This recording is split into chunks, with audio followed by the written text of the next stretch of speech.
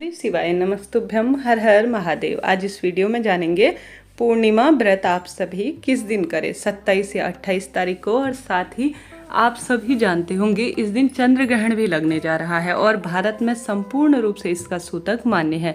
तो ऐसी स्थिति में कोजागरी पूर्णिमा और इसे जो है शरद पूर्णिमा, बहुत बड़ी पूर्णिमा के रूप में जाना जाता है। इस दिन जो छत पर ऐसी मान्यता है, चंद्रमा की रोशनी में हम सभी गौ माता के शुद्ध दूध से बनी हुई खीर रखते हैं। चंद्रमा बहुत अधिक जो है मन के कारक माने जाते हैं और धरती के बहुत नज़दीक होते हैं, ऐसी मान्यता है।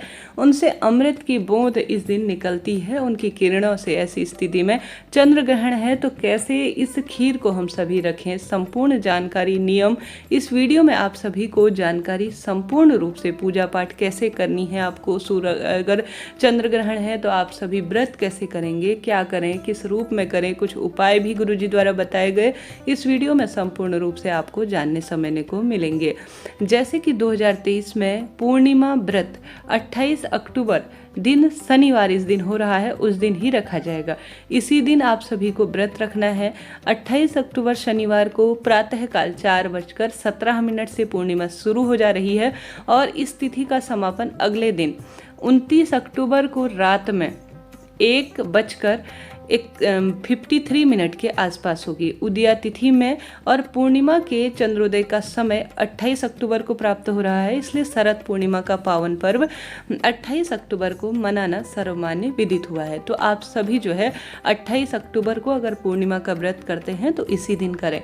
परंतु आप सभी जानते होंगे इस दिन चंद्र ग्रहण भी लगने जा रहा है।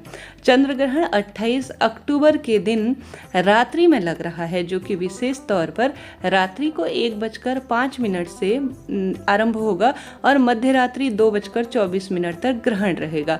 ऐसी स्थिति में ग्रहण का सूतक काल तो पूरे भारत में लागू होगा और व्रत पूजा पाठ इत्यादि जो है, जो पट इत्यादि होंगे वह पूर्ण रूप से, जो हमारे पूजा पाठ के कार्य होते हैं, मंदिरों के पट होते हैं, वह बंद हो जाएंगे। क्योंकि चंद्र ग्रहण भारत में हो रहा है, इसलिए सूतक काल ठीक 9 घंटे पहले ही शुरू हो जाता है, आप सभी जानते होंगे। तो सूतक काल जो है 28 तारीख को अर्थात पूर्णिमा के दिन 4 बजे से 4:05 से लगना आरंभ हो जाएगा। तो सूतक काल जो है सही नहीं माना जाता, यह एक विशेष तौर पर अशुद्ध अर्थात अछूत समय, मतलब कहने का अर्थ है अशुद्ध समय के रूप में जाना जाता है। तो आप सभी अब खीर कैसे बनाएंगे, यह भी बहुत महत्वपूर्ण जानकारी आप सभी के लिए है। जैसे कि पूर्णिमा तिथि आप सभी के लिए जो है व्रत जो करते हैं उन सभी के लिए बहुत महत्वपूर्ण होता है। तो पूर्णिमा का व्रत तो 28 अक्टूबर के ही दिन किया जाएगा। माँ लक्ष्मी का विधि विधान से पूजन भी होगा, परंतु 4 बजे से पहले पहले, जब से सूतक काल शुरू होगा ना, 4 बजकर जो मैंने बताया आप सभी को 4:05 से सूतक काल शुरू हो जाएगा, उससे पहले पहले आप सभी अपना व्रत कर लीजिए। और साथ ही माता लक्ष्मी का, श्री हरि विष्णु के निवृत्त जो कथा कहानी आप पढ़ते हैं, पीपल पूजा इत्यादि करते हैं और साथ ही सत्यनारायण व्रत की कथा सुनते हैं, वह आप सभी पहले ही आप कर लीजिए, इस बात का ध्यान रखिए। उसके बाद जो है सूतक काल लगने के बाद न तो आप सभी खीर रात्रि को जो है चंद्रमा की रोशनी में रख पाएंगे और ना ही भगवान को स्पर्श कर पाएंगे। तो 4:05 से पहले पहले आप सभी कार्य को कर लीजिएगा, ठीक है। इन चीज़ों का ध्यान रखिए। सूतक काल भगवान को स्पर्श करने का नहीं है और न ही खीर बनेगी। जो भी चीज़ें हैं आप पहले ही उन चीज़ों को तुलसी दल या कुशा इत्यादि रख लीजिएगा ताकि वह अशुद्ध ना हो। सिर्फ इन दिन जो सूतक काल होता है उस और चंद्र ग्रहण के मध्य में मंत्र जाप और भगवान से संबंधित कोई जो है दिव्य पुस्तक इत्यादि पढ़ी जाती है, इस दौरान भगवान को स्पर्श नहीं किया जाता है। अब आप सभी जो है अपना व्रत इत्यादि सुबह के समय में खोलेंगे, ठीक है। अब खीर कैसे रखेंगे यह बहुत महत्वपूर्ण जानकारी है। तो 28 अक्टूबर को तो जो है खीर नहीं रखी जाएगी रात्रि में, ठीक है। भारत में सूतक काल मान्य है तो 28 अक्टूबर को खीर नहीं रखी जाएगी। आप सभी को खीर 29 अक्टूबर को ही रखना होगा, ठीक है। 29 अक्टूबर को खीर रखे चंद्रमा की रोशनी में, या 27 अक्टूबर को रखे, इस बात का ध्यान रखें। क्योंकि 29 अक्टूबर की रात में 1:53 के आसपास तक जो है पूर्णिमा तिथि हो रही है। 29 तारीख की बात बात कर रही हूँ, ठीक है। 28 तारीख को शनिवार को प्रातः 4:17 से पूर्णिमा तिथि शुरू हो जा रही है और 29 अक्टूबर को रात में 1:53 तक पूर्णिमा तिथि हो रही है। तो 28 तारीख को आप खीर वगैरह नहीं रखेंगे, आप जो है व्रत तो 28 तारीख को करेंगे, पूजा इत्यादि 28 तारीख को 4 बजे से पहले पहले कर लेंगे और व्रत का पारण 29 तारीख को सब कार्य से निवृत्त होकर सुबह के समय कर लेंगे। व्रत का पारण आप सबसे पहले घर की साफ सफाई, गंगा जल इत्यादि जो है छिड़काव करें, क्योंकि घर पर आप सभी जानते होंगे ग्रहण लगा है, देवी देवताओं का स्नान ध्यान करें, घर पर जल का छिड़काव करें, स्वयं भी सब कार्य से निवृत्त होकर आप सभी उसके बाद अपने व्रत को खोलेंगे, ठीक है। आप सभी 4 बजे के समय ऐसा लगे कि रात्रि दिन कठिन हो जाएगा व्रत करना, तो आप व्रत 4 बजे को भी खोल सकते हैं, पर यह सही नहीं रहेगा। आप एक दिन फलाहार ही कर लीजिए, वह ज़्यादा उत्तम रहेगा, ठीक है।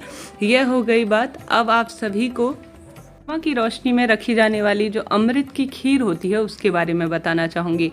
आप सभी 28 अक्टूबर के दिन व्रत करेंगे तो उस दिन तो आप सभी शाम के समय खीर नहीं रख पाएंगे, क्योंकि यह सही नहीं है, चंद्र ग्रहण लग रहा है और यह खीर दूषित हो जाएगी। अगर आपसे संभव हो तो आप रात्रि में उठकर रख सके, जैसे आपने बना ली खीर 4 बजे से पहले पहले, उसमें आप सभी ने तुलसी का पत्ता डाल दिया तो वह अशुद्ध नहीं है, परंतु उसे अपने घर के ही अंदर रखें।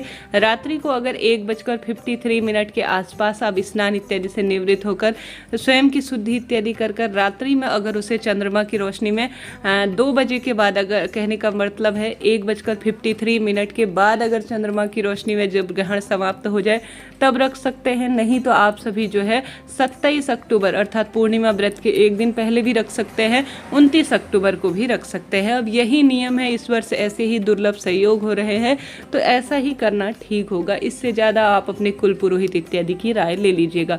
मेरे क्षेत्र में जो मैंने कुल पुरोहित से पूछा और मेरे घर पर जो जानकार है उनके आधार पर और मेरे जो ज्ञान है उसके आधार पर मैं यही कहना चाहूँगी आप सभी से।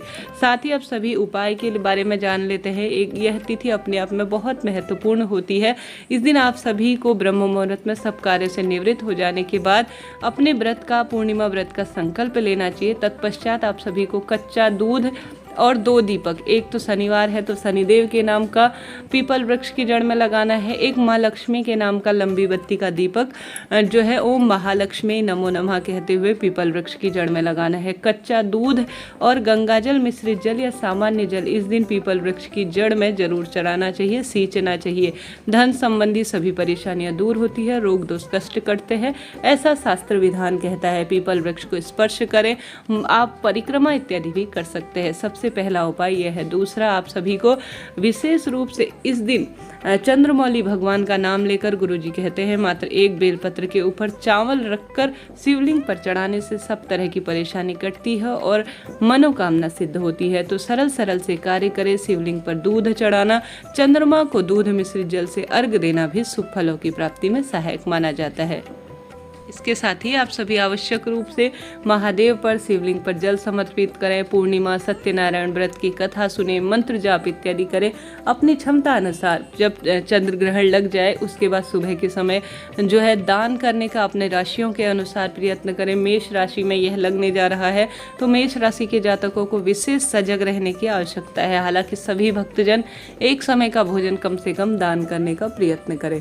इस तरह से यह जानकारी थी। वीडियो उचित उपयोगी रहा हो तो लाइक करें, शेयर करें, सब्सक्राइब करें। जय माता दी। हर हर महादेव। राधे राधे।